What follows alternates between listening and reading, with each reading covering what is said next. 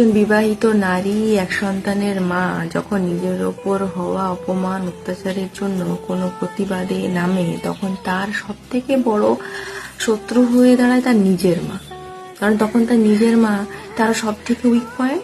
তার সন্তানের প্রসঙ্গ টেনে বলে, ঠিক আছে, অপমানটা সহ্য করে, অসম্মানটা সহ্য করে, অত্যাচারটা সহ্য করে শুধু সন্তানের মুখটা চেয়ে তুই ওই বাড়িতে আবার ফিরে চলে যা। কি আছে, তো নিজের সন্তান তো ভালো খেতে পাবে, ভালো পড়তে পারবে, যেতে পারবে ভালো স্কুলে। কিন্তু তার মা এটা বুঝতে পারে না যে ওই জায়গাটায় তার মেয়ে কতবার অপমানিত হয়েছে, মারধর খেয়েছে।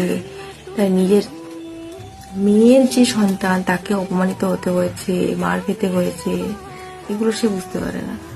বলতে পারো যে ঘাড় থেকে নামানোর চেষ্টা। সব মায়েরা নয়, অনেক মায়েরা এটা করে থাকে। তাই নিজের মেয়ে তার সন্তানকে ছাড়তে পারে না, অথচ মেয়ের মা মেয়েকে ঠেলে দেয়।